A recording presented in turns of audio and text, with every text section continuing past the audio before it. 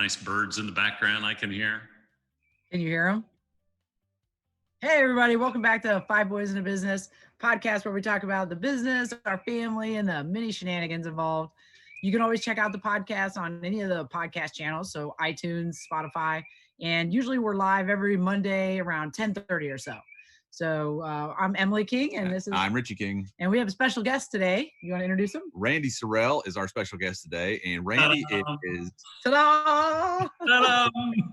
Randy is a Hoosier through and through and a Ball State graduate. He launched Surroundings by Nature Works in 1993 and is passionate about quality craftsmanship and incredible interior and exterior living spaces. A fitness fanatic, he enjoys being collaborative with top-notch industry partners, being active in his community, and having a blast with his two daughters and now granddaughter and lovely wife of 35 years, Kim. Randy's favorite hobbies are concerts at the Palladium, delish bites, a glass of good red wine by an outdoor fire feature, lush bath towels, and sunny Arizona. Welcome to the show, Randy. Woo-woo! That's a marvelous intro. Where did you get that? Make that up, or was that on some of my paraphernalia floating out there? There you go. Yeah, you got to be careful what you put out there, right?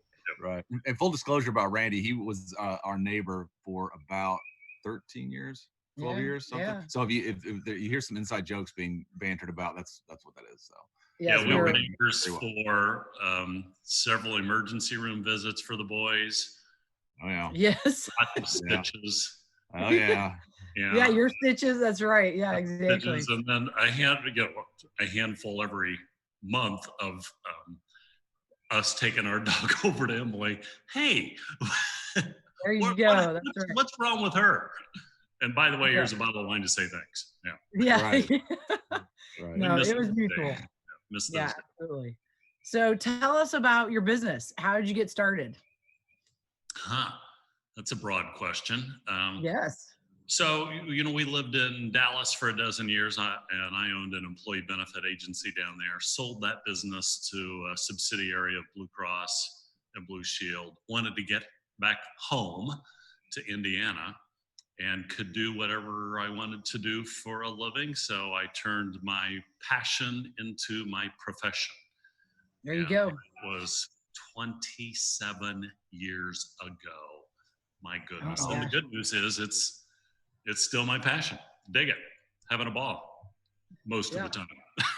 Most of the time, right? Well, and isn't that so important? I mean, most people, I think potentially a lot of people can spend their entire lifetime doing something that they're not passionate about or wish they were doing something other than what they're currently doing.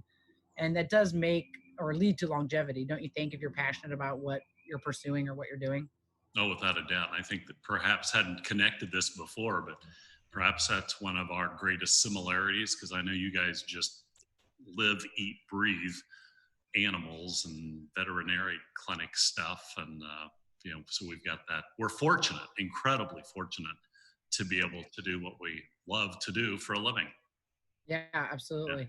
Yeah. How did you teach the girls? Because it seems like Sydney also and Shelby both are pursuing things that they really love. Especially Sydney, I probably know better just because she was babysat the boys a lot through the years, and watching her and her development into her profession, that's something that she's really passionate about. How did you lead them that, to direct them, to get them to understand that aspect? Yeah, that's all accidental, right? That's right. Parenting in general, right? Yeah. Frankly, a lot of that comes from Kim, and I'm sure it's just, lead by example, and they saw how much we care about what we do for a living. And, my dad taught me that, only in a different way. He worked in a factory, GM in Anderson, and he did not like to do what he did for a living. He was on the factory floor, and it was really tough. And so he began preaching to me early, Randy, whatever you do for a living, you gotta find out what it is that you love and do that. You don't want to be on a factory floor. Mm-hmm. Right. So I guess as we're talking this through, I'm now frankly realizing that was a great lesson I learned from my dad. Yeah, very cool. Yeah. What I know you're in the outdoor design space, and you do other things too. How has that space evolved? 27 years of a long time. But what changes have you seen in that space over the years? Oh man, it's just been remarkable. I mean, frankly, it's remarkable the change we've seen in 5 years, let alone 27. But both interiors and exteriors. You know, if we think about exteriors for a moment, 27 years ago, 20 years ago, right? If you had a little concrete slab, a couple of fold-up lawn chairs, and a quilt, you're good. The dream. And then, oh my goodness, we've got red Solo cups now, aren't we? Right. And it matches our plates, right? Right. So, you think about how America used to live in their outdoor living spaces to how they live now. It's just, oh my goodness, it's just remarkable. And perhaps the biggest piece is, again, we realize how important those spaces are as a family. COVID, I think, has accentuated that. Oh, sure. The other piece is just the material palette that's available to us now. It just is mind-boggling. Right. What options people have, you mean? Like, as far as, It's so funny. Same thing with kitchen bathrooms. So, right.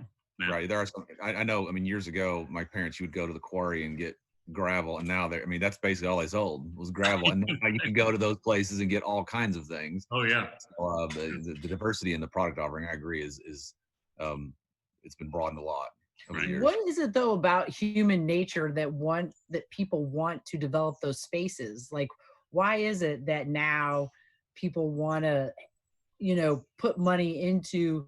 Because like we do, we're like, oh, and poor Richie, because I'm always like, yeah, let's take the lights and let's do this, and let's go get another U-Haul, right? Yeah, exactly. There's something about that, like it's different than being inside. It is. So what is it about that in human nature? Like, why is it different than inside? There a lot of studies have been done, and I can't recite them now, but generally, families who live outside, entertain outside, have meals outside, they're healthier, they're happier, they have a lower incidence of cardiovascular disease, et cetera, et cetera. So I think we're just realizing, again, because, when we were real young growing up, that's all, you were outdoors, period. If it was daylight, all the time. You were outdoors. And then this thing here came about computer screens and video games, and I think everyone then went inside. And then now I believe we're just becoming more attuned and educated to learn how important it is to disconnect from your screen and get outside on the patio, in the backyard, into nature, take a walk. I think that's kind of evolution we've seen. Yeah. I think these current circumstances have kind of, I know personally, it's caused a fair amount of reflection to say what is really, what is really important. I mean, because you can get so caught up in the day-to-day hustle bustle of things that you forget. And sometimes these circumstances, like these current ones, I wonder if that has caused a lot of people to kind of reevaluate and say, kind of step back a bit and do things like you're talking about, spend more time outside, things like that. I think the long of the short of it is the same studies occur with animals. So I think that if you add a dog and outdoor space, then you're going to live forever, basically. You're double forever. Take your dog outside to your outdoor space, and then you're like good for another. Your dog is happy, flopping around. You're getting calm because you're petting your dog on your new patio. Yeah. On your new patio, exactly. Absolutely. There you go. Yeah, it's funny because I think about something as simple as bonfires and how people still do that. It's almost like being outdoors, it speaks to something deeper within you. Back, you know what I mean? That you're still people are still attracted to just, you know what I mean? Yeah. So, well, think about this. Through the winter and even up until 2 or 3 days ago, but through the winter and the spring, it's nothing but gray and clouds. Right. Yeah. Nobody's happy, right? Yeah. Right. And you get a week or two of sunny weather and you see smiles on people's faces. They're outside. They just can't wait to get home and get outside, right? Right. Yeah, no, absolutely. I feel that way. And as I get older, it's my tolerance for it is less and less, which makes sense why you see everybody in the warmer states as they Oh, age.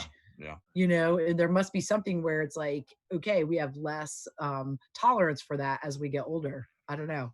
It's Sure. fascinating. Yeah. Without a doubt. So what do you think is one of the challenges you've been faced with, you know, with the circumstances with COVID, you know, and those types of things as a business owner? How have you been able to adapt?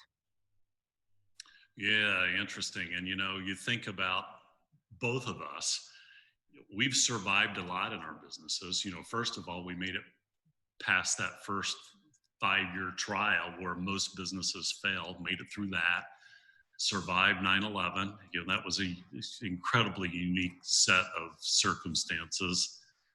The Great Recession, my goodness, I mean, that was quite painful. Wow. Yeah.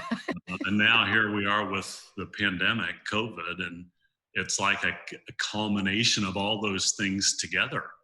Right. Yeah. But I think it's those previous experiences that have built us, you guys, our business as well, to be able to jig and jag your business model and work your way through it.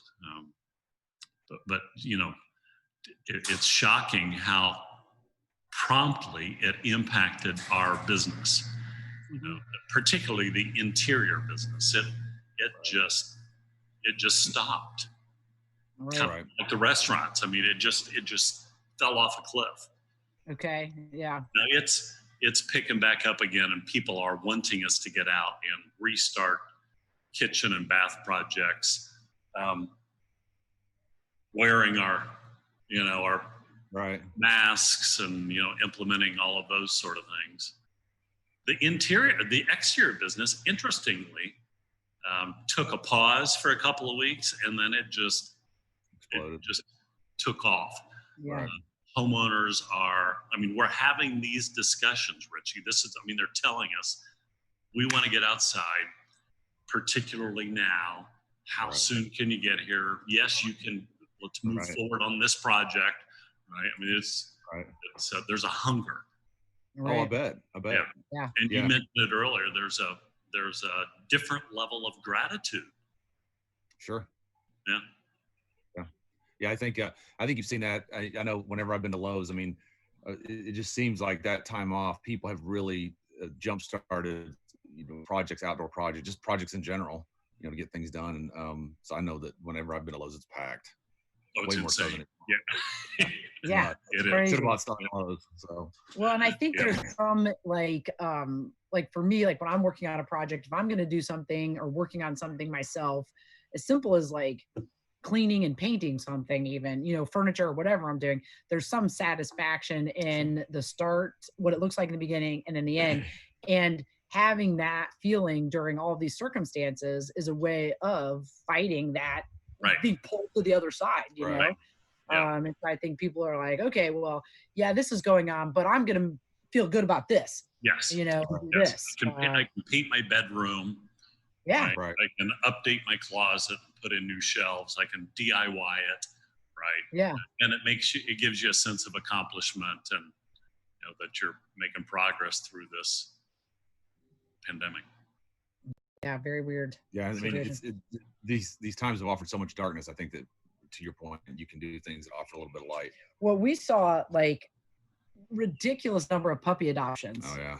Oh, like people, right. I mean, just like way more puppies coming in with owners than we would have. I mean, I guess I wasn't thinking about it. Once I thought about it, I was like, oh, it makes perfect sense. Right. People are home for an extended period of time, you know, and animals bring joy, or it's a way of, you know, feeling good, you know, when you're taking care of something, you know, seeing something thrive, you know. And so we just had all these explosions of puppy adoptions. It was just bananas. It's still going on right now, but yeah, April and then May, it was crazy.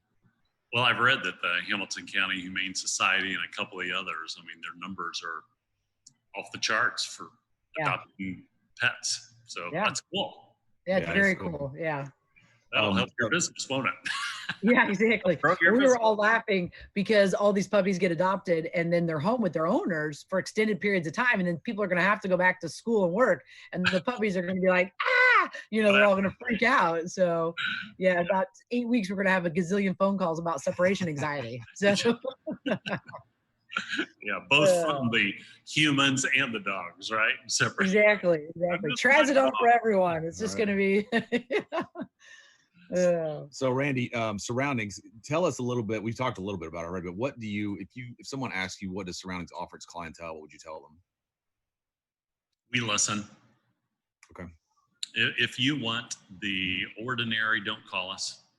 We dig doing things unusual. Now, that doesn't mean we can't use an ordinary palette of materials, but Right. you can do this an elevated design that completely changes the look and the feel, and Sure.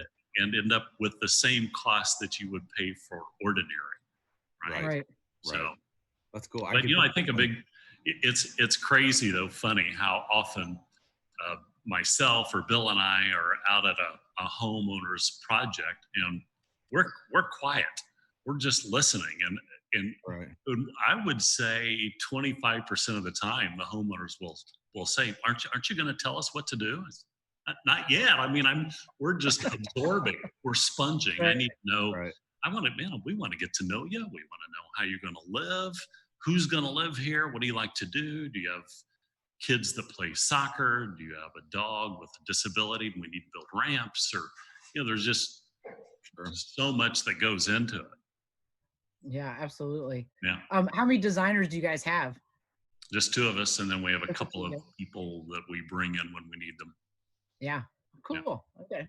Half a dozen teams out in the field working, installing projects. Yeah. That's awesome. What do you most enjoy about what you do? Meeting with homeowners. Cool. Meeting with homeowners and creating and envisioning the final product, and just once or twice a month we get a call or an email or a conversation with a homeowner, and it's just incredibly fulfilling when they tell you, you said it was going to change how we behave and how we live, but if it's nice, we're on our patio. We don't watch any TV anymore. We're outside. We're reading a book. We're listening to music.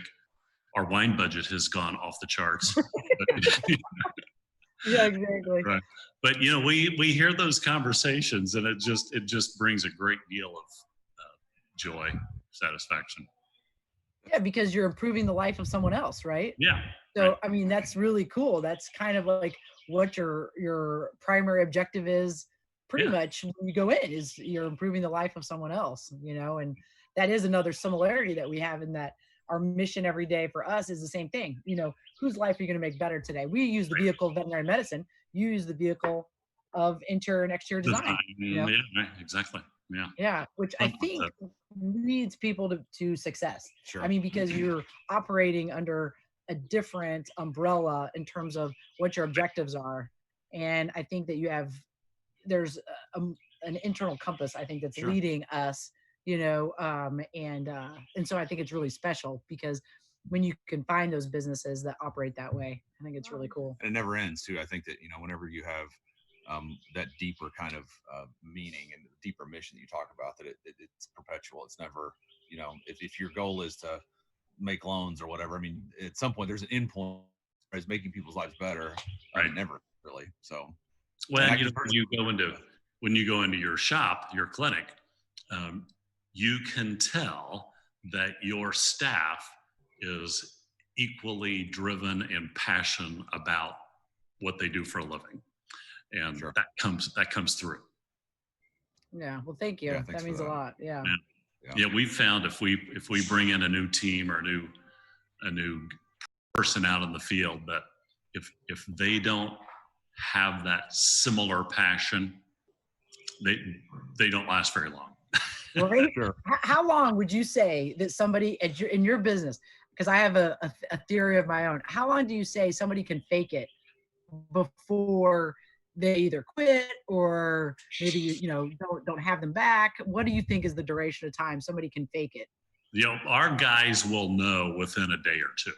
Yeah. Oh wow. And they'll it'll become very obvious, and then we don't have to intervene. I mean, Right. seldom have to intervene. They run them off. Right. Right. It's- yeah. And of course, we operate on a different model now as a co-op instead of a true employer model. So it's a little different, but we still witness that all the time. Yeah. Yeah. Yeah. And I definitely think it affects quality of work. Sure. So, for sure. So, Wait, can you guys hear me? yeah. We have a few comments here on the stream. Lisa Sidner I think she was going back to how important it is to be outside and how happy people can be. She said, but it's the together time too. We've done so much outside together. Yard and patio is looking fabulous. Tons of flowers this year. And then Madeline is also watching. She said, hi, Randy. Hope you're doing well. Hello, Madeline. Good morning. I know who you are. That's right. That's right. Thanks for watching.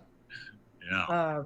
So what do you think the biggest challenges are going to be over the next 5 years?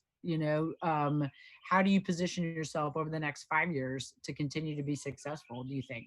Or do you see any particular challenges? Don't have a clue. Yeah, I know, right? Yeah, it's part of it. Yeah, you develop, we have, like you, we operate with business plans and we do business modeling. And we're kind of nimble.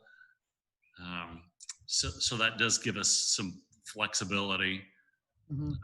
But, you just got to believe there's going to be more international issues that cause us to need to morph quickly. Yeah. Right. Particularly with supply chains. I'm wondering if we've had just major supply chain issues with deliveries and tariffs and that sort of thing. So I suspect you end up with that yourselves. And so it's just how do you address that? Yeah, I mean, I think that for us, I'm always trying to think of what are the possible places where we might be deficient, whether it be in a product or kind of like trying to think 2 steps ahead. Okay, well, if this supply chain is going to be affected, then it's going to affect this thing over here. And so I'm going to make sure I have enough of this thing over here now while I still can get this thing over here. Because and that's what's been interesting or fascinating. Not fun, but kind of fun to try and figure out, I mean, it's intriguing to see how all of this works, or why is this on back order or what? Like, it doesn't make any sense. Like, it's not even anything of high demand, but it's on back order, and so, and then trying to come up with alternative processes or products for people, food was a big thing. And dog food, cat food. Really? Yeah. People trying to some degree bought, like, some of our diets are, if your pet's not eating it, they may not do well, like prescription formulas. And so people were really scared at first. So they sucked up all of the product out there, and then it dried up really quick. And so then you had the ramifications of somebody new needing that diet. Well, what are you going to do now? And so it's been very interesting or fascinating to live through. That's for sure. Yeah, I think this is popping in my head when you guys were talking about this. Is Randy, you've been doing this for 27 years. We've been doing this almost 17. And I think once you go through these trials, and at some point you've pretty much seen it all, or you hope that you've seen it all. So you think you have, internal calm. I mean, to say, okay, we've been through this, we've been through that. But it's still, it's good to have that experience under your belt to know that you can survive these circumstances and move forward. You know what I mean? Well, I do think that you're right about, like, as you survive more and more hiccups, the confidence of feeling like you are adaptable and you can, mold into this or become this if you need to become that. There's confidence in that. And I see my younger doctors or my younger associates, the stress level was much higher for them because they haven't lived through those things. And I'm like, guys, this is nothing compared to the recession. Like, it is, but it isn't. This is easy compared to the recession. Right. Really. And so it's fascinating because they don't have that context. Right.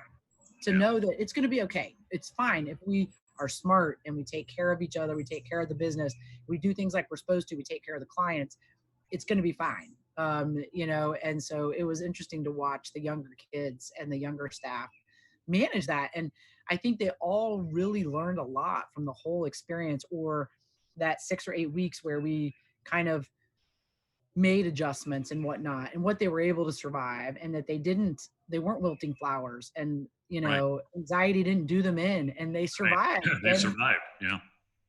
and so for them, that was kind of like the first notch in their belt, like for them, for their lives, Right. even. Yeah. It was kind of cool to think about. But Well, and from a business perspective, you mentioned this, Emily. I mean, if you can step back from the day-to-day operations and get over the frankly emotional trauma that we internalize about right, can't get this pet food, can't get this tree or paver. Okay, what are we gonna? How are we gonna? So we're figuring that out, and it's emotional. But if you could right, step away from that, you think, damn, that is really just a compelling business experience, right? right. How you navigate the supply chains and those issues to figure it out.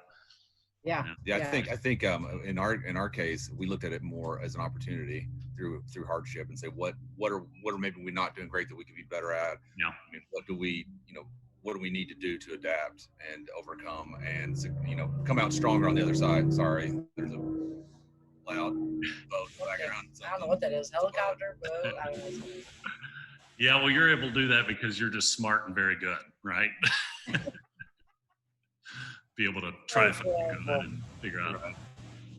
So yeah, it's it was I remember when all this started, that was one of my first thoughts was that let's try and position ourselves to be stronger in the end. Yeah. Come out of this better. Well, and frankly, go ahead. Yeah, frankly, we are fortunate compared to a lot of the businesses out there, particularly the restaurants and some of the small retailers. I mean, that's just a whole different conversation. I mean, how do you go without revenues for 3 months? Oh yeah. How do you? I don't know, and I think that's those are healthiest those businesses are very tough. Yeah, right. So a lot of folks in the like Carmel kind of, since that's where your business is located, with the city itself and kind of the infrastructure. Right. Are you feeling like the city itself is pretty stable in terms of our restaurants and our retail? Do you hear that that's pretty stable right now, or are you hearing the opposite, that we're going to see a lot of folding of different businesses? I think we're going to be shocked as to how little folding of businesses we see. I mean, there's no doubt. Again, particularly the restaurants, they are feeling some extreme pain. Certainly we're going to lose a few. But there's still a great sense of optimism around Carmel and the small business people. I mean, most of my buddies own businesses, right? A couple of them in the medical business, home healthcare agency business. I mean, they're just record numbers, just thriving. Right. Yeah, because people need them out there. Right. Restaurants are a little more challenging, but you think Donatella's and Woody's and Divvy and some of the others, they've done a fascinating job, agave, of doing carry out, and that's helped them sustain themselves. There's a couple of new restaurants that opened just before we closed down. Right. Oh man. Yeah. But if you haven't been to Savor, one of the new restaurants, or 3 Up and Anthony's, man, those are just incredible. Love them. Now, is 3 Up part of Anthony's? It is. 3 Up is on the top floor of Anthony's, and that's okay. Yeah, I have yet to make it there. I want to go there. I just think that's such an interesting concept. Yeah, you get up on the roof there, and where am I? Wow. Yeah. I mean, it's Chicago or LA. Yeah. It's just wild. And the menu is just brilliant, just terrific. Yeah. Oh, good. Okay. Kim and I are usually we're trending on the older side up there. That's okay. Yeah. Harrison would fit in well there, right? Okay, there you go. Harrison, that's a good place to take Madeline, Harrison. There you go. Yeah, I've always thought that. 3 Up. Remember that. There you go. I think we're very lucky to live in a place like Carmel that does offer those really neat, unique things like that. The downtown is just fantastic, and they've done such a great job with transforming that into something I couldn't even imagine when we moved here in 2001. Well, and I think downtown Indy too. Oh yeah, growing up here and watching Westfield, Noblesville, Fishers, Cicero, all of these places, as they grow, we used to feel like we were traveling places. Now everybody's kind of like melting together, but Hamilton County in general, just their concept of how they want to approach everything from the Monon Trail to, the trail in Westfield. I mean, people, no wonder people want to live here, Right. Sure. It's a great experience for families and, just individuals, in general.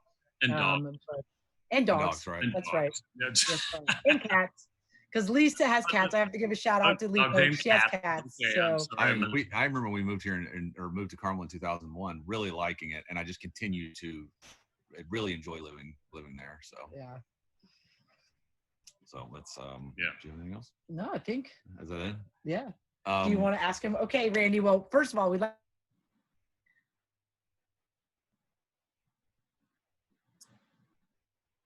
We've frozen. I can't hear or see anything. Connection problem. Yeah.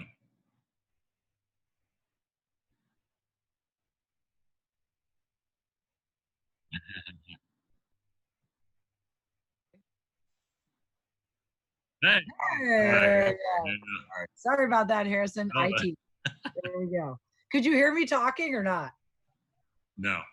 Not Okay, a so- single thing. So what we do is we always end the podcast with the same question, and for all of our guests. And that question is, if you could go back and speak to your 20-year-old self, what would you tell him? Ooh. I think that's what I would say is, ooh. Buckle up. It would be listen more, read more, That's be good. more grateful. Yeah. And we've Yeah. frankly excelled at those things now and Right. always have. But I just, I think those are three big keys. I wonder if you ever feel like you read enough. I know. Like, right. do you ever feel like you read enough? Like, ever? Like, as a person? Like, I Yeah. wonder if you ever feel like you read enough. Like, So, I Yeah. mean, that's so true. I feel like And I good- don't read enough for sure. All sorts of things, business books, happy books, the Bible, Right. just stuff. It seems Right. like, and it seems like whatever you're reading, or at least for me, I have reason that week to think about that book, right? Right. An issue comes up that I've just read about or something. Right. So, Right. but I like Yeah. that question. You like that question? Huh? Yeah, give people a heads up on that, so I could All tell right. even more intelligent and thoughtful. More intelligent. Okay, I got another question because you brought up reading the Bible. How have you felt like you've been able to live your faith in your business? Again, by example, just being kind and grateful and humble. We're losing them again. That's too bad because that was a great answer. You missed Okay, it. wait. I Oh want to my hear it again. I want to hear it again. Oh, I think it's just leading by example and being calm and grateful and kind. And, we're desperate to surround ourselves with those sort of employees and staff. And Bill, who works with us, for us, is an exemplary man, leads by example as well. Yeah. That's so important. I think I go into businesses all the time, and I think if I've had a bad experience, I always think somebody in leadership is probably not leading by example, or there's something. I think that's so powerful, and I think that's probably one of the best leadership tools is to basically walk the walk.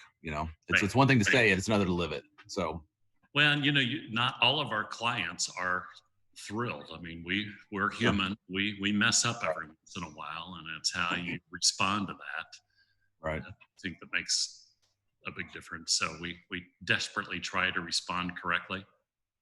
Right. That's awesome. Yeah, absolutely. Treat others like you want to be treated, for sure. Golden rule. Yeah, absolutely.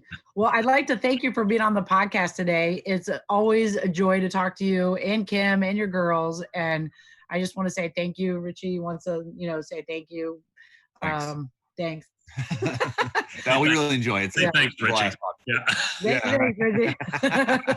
Hey, thanks for including me. We miss you guys so much. Love you all. Love your business. Thanks for always taken care of our dogs, and I would say cats, but we haven't. But if we had a cat, I know that I know you. Yes, that's right.